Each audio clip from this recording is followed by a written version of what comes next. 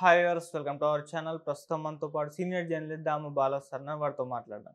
నమస్కారం సార్. నమస్తే. Sir, Bollywood heroine Jethwani case అయితే చాలా వేగవంతంగా నడుస్తుందని చెప్పుకోవచ్చు సార్. ఆల్రెడీ ముగ్గురు ఐపీఎస్లను సస్పెండ్ చేశారు. నిన్న కుక్కల విద్యాసాగర్ని కూడా అరెస్ట్ చేశారు. ఇప్పుడు నెక్స్ట్ ఇక సజ్జల్ని అరెస్ట్ అని కూడా అంటున్నారు సార్. మరి ఈ కేసు ఇంత వేగంగా వెళ్తుంది కదా, మరి ఏం జరిగే అవకాశం ఉందంటారు?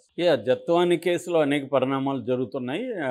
ఆల్రెడీ ముగ్గురు ఐపీఎస్ ఆఫీసర్లు, ఏఎస్ఆర్ ఆంజనేయులు, తర్వాత కాంతిరాణ టాటా, విశాల్ గున్ని, వీళ్ళ ముగ్గురు. ఏఎస్ఆర్ ఆంజనేయులు ఏమో ఇంతకుముందు ఎస్ఐబి చీఫ్, డీజీగా ఉన్నాడు, అంటే స్పెషల్ బ్రాంచ్, ఇంటెలిజెన్స్ బ్రాంచ్.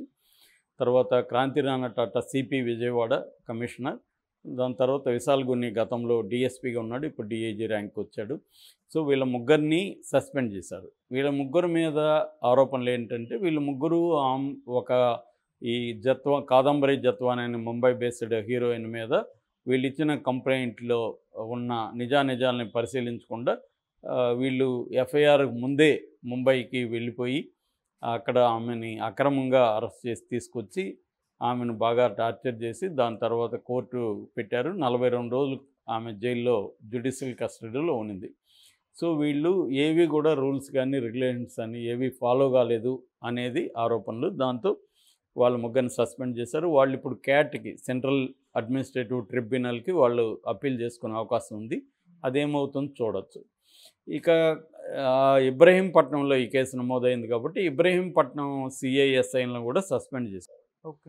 మొత్తంగా 5-6 మందిని సస్పెండ్ చేశారు. దీని మీద ఆల్రెడీ చంద్రబాబు స్రవంతి రాయ్ అనే ఆమె ఏసీపీతో విచారణ జరిపించాడు. ఆ విచారణ నివేదిక ద్వారకా తిరుమల డీజీపీ ఆయన దగ్గరికి వెళ్ళింది. ఆయన దాన్ని బేస్ చేసుకొని చంద్రబాబుకు ఒక డీటెయిల్ రిపోర్ట్ ఇచ్చాడు. ఆ రిపోర్ట్ని బేస్ చేసుకొని ముగ్గురు ఐపీఎస్ ఆఫీసర్ని సస్పెండ్ చేశాడు చంద్రబాబు.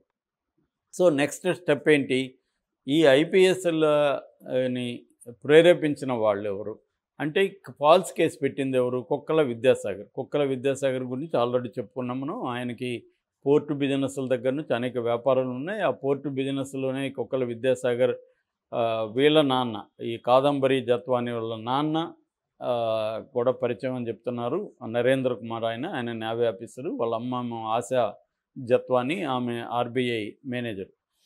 సో అయితే కుక్కల విద్యాసాగర్ మీడియాతో మాట్లాడితే ఏం చెప్పాడంటే, నాకు ఈ అమ్మాయి ఇక్కడ కామన్ ఫ్రెండ్స్ ద్వారా హైదరాబాద్లో పరిచయం అయింది. అక్కడ నుంచి అప్పుడప్పుడు సెల్ఫీలు దిగేది. ఆ ఫోటోలని తర్వాత ఆమె మార్పింగ్ చేసి నాకు 6 ప్యాక్ బాడీ ఉన్నట్టు అవన్నీ చూపించింది. నాకు లైఫ్లో ఎప్పుడు 6 ప్యాక్ బాడీ లేదని అతను చెప్పాడు. మేబీ అప్పటి నుంచి అతను కొన్ని విషయాలు చెప్పట్లేదు, కానీ మనకు ఆయన చెప్పిన విషయాల నుంచి అర్థం చేసుకోవాలంటే అతనికి ఈ అమ్మాయికి మధ్య అఫైర్ నడిచింది. ఆ క్రమంలో ఈ అమ్మాయి డబ్బులు ఎక్కువ డిమాండ్లు చేయడం, రకరకాల ఆస్తులు, దీంతో అతను అనేక సార్లు డబ్బులు ఈ అమ్మాయికి ఇవ్వాల్సి వచ్చింది, లక్షలు. ఇది బ్లాక్మెయిల్ లాగా మారిపోయింది. దీంతో భార్య కూడా ఇతనికి విడాకులు ఇచ్చేసింది. ఈ బ్లాక్మెయిల్ తట్టుకోలేక తను ఆ అమ్మాయి మీద కేసు పెట్టినట్టుగా అర్థమవుతుంది. తను ఇంతకుముందు వైసీపీలో ఉన్నాడు. వైసీపీ తరపున ఎమ్మెల్యేగా కూడా ఆయన నిలబడి ఓడిపోయాడు. వాళ్ళ నాన్న కూడా కృష్ణా జిల్లా నాగేశ్వరరావు అనుకుంటా ఆయన పేరు, కృష్ణా జిల్లా జడ్పీ చైర్పర్సన్.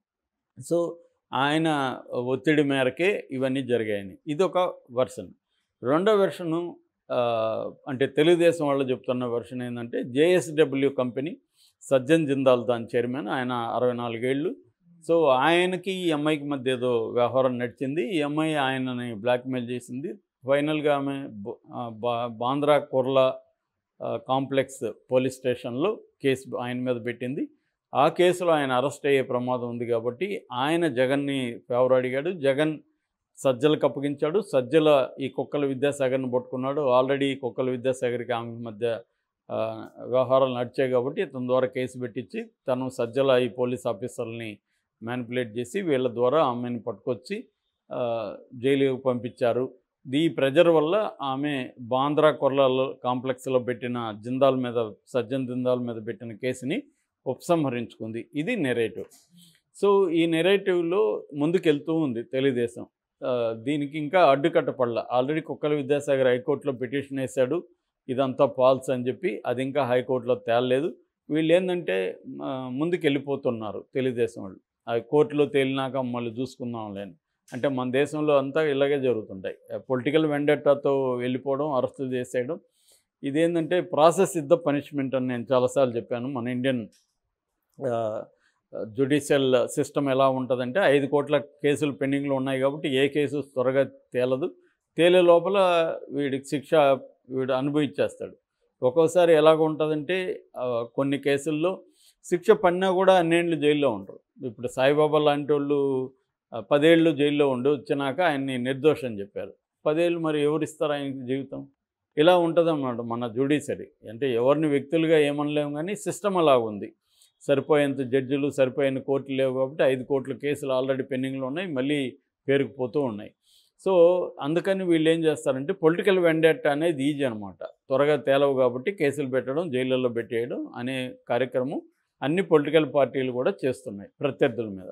ఇప్పుడు చంద్రబాబు కూడా ఎక్కడెక్కడ సాధ్యమో అన్నిటినీ ఆయన తీస్తున్నాడు. చంద్రబాబు గోల్ ఏంటంటే 2 ఫోల్డ్ బేసిక్గా. ఒకటి, రాజకీయ నాయకులు, వైసీపీ రాజకీయ నాయకులను వేధించడం.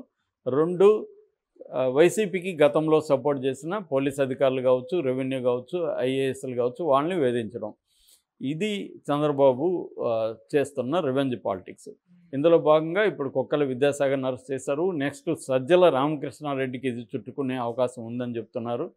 సజ్జల రామకృష్ణారెడ్డి మీద ఆల్రెడీ తెలుగుదేశం ఎప్పటి నుంచో మీడియా మాట్లాడుతుంది. ఇది ప్యాటర్న్ ఎలాగ ఉంటుందంటే ముందు తెలుగుదేశం మీడియా మాట్లాడుతుంది, దాని తర్వాత తెలుగుదేశం నాయకులు రంగంలోకి వచ్చి వాళ్ళు ప్రెస్ మీట్లు, ఆ మీట్లు పెట్టి వాళ్ళు మొదలు పెడతారు. దాని తర్వాత ప్రభుత్వ యంత్రాంగం రంగంలోకి దిగుతుంది, వాళ్ళ మీద కేసులు పెడతారు, వాళ్ళని అరెస్టులు చేస్తారు. ఇది ఒక ప్యాటర్న్గా జరుగుతుంది. ఇది ప్రతి గవర్నమెంట్లో జరిగే ప్యాటర్నే. చంద్రబాబు దీన్ని కొంత ఆర్గనైజ్డ్గా చేస్తాడు. తనకున్న ఎక్స్పీరియన్స్ కావచ్చు, వ్యవస్థల్లో తనకున్న పట్టు కావచ్చు. సో అలాగా ఇప్పుడు కుక్కల విద్యాసాగర్ని జైల్లో పెట్టేశారు. తనకి ఇప్పుడు త్వరగా బెయిల్ వస్తుందో అది చూడాలి. ఇప్పుడు సజ్జలకి ఉచ్చు బిగిస్తుంది. సజ్జలను కూడా ఈ కేసులో జైల్లో పెట్టే అవకాశం ఉంది. మరి కాకపోతే కుక్కల విద్యాసాగర్ కంటే ఆయన కేసు ఈ మీద పెట్టారు, అది ఫాల్స్ కేసు కాబట్టి, ఫాల్స్ అభియోగాలతో కేసు పెట్టడం నేరమే కాబట్టి దాని కింద ఆయన అరెస్ట్ చేశారు. అట్లాగే ఆమె ఇప్పుడు విద్యాసాగర్ మీద ఆమె కూడా కంప్లైంట్ ఇచ్చింది. నన్ను ఇతను లైంగికంగా వేధించాడనో, వాడుకున్నాడనో, మరి రేప్ కేసు పెట్టింది అని తెలీదు. ఆ రకంగా విద్యాసాగర్ అయితే ఓకే. కానీ సజ్జల మీద ఎలాంటి కేసు పెడతారనేది చూడాలి. అంటే సజ్జల అధికారికంగా వీళ్ళకైతే ఏమీ రిటర్న్గా ఏమి చెప్పలేదు, ఓరల్గా ఏమైనా ఇచ్చారా?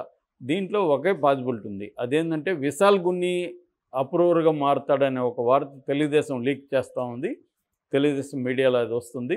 సో వీళ్ళల్లో ఈ ముగ్గురు ఆఫీసర్లో విశాల్ గున్ని మీద టార్గెట్ చేసి విశాల్ గున్నిని వాళ్ళు తమ కంట్రోల్లోకి తీసుకొని విశాల్ గున్నీకి నువ్వు కానీ మాకు అప్రూవర్గా మారితే నీకు బెనిఫిట్స్ ఉంటాయి, లేకపోతే నిన్ను వేధిస్తామని చెప్పుండొచ్చు. సో విశాల్ గున్ని అప్రూవర్గా మారినప్పుడు ఏం చేస్తాడంటే విశాల్ గున్ని సజ్జల పేరు చెప్తాడు. సజ్జల మాకు ఇది చెప్పాడు అని చెప్పి రేపు కోర్టులో 162 స్టేట్మెంట్ కింద కోర్టులో అతన్ని వాంగ్మూలాన్ని నమోదు చేయించి సజ్జలను అరెస్ట్ చేసే అవకాశం ఉంది. మామూలుగా జరిగేది ఇలాగే జరుగుతాయి. మనకి ఇప్పుడు లిక్కర్ స్కామ్లో కూడా అంతే కదా. కవిత ఇన్వాల్వ్ అయినట్టుగా సిబిఐ కానీ ఈడీ కానీ ఏం ప్రూఫ్స్ చూపించలేదని సుప్రీంకోర్టు అనింది కదా. ఓన్లీ వాంగ్మూలాన్ని బేస్ చేసుకుని మీరు అరెస్ట్ చేస్తున్నారు అని సుప్రీంకోర్టే బెయిల్ విషయంలో కామెంట్ చేసింది.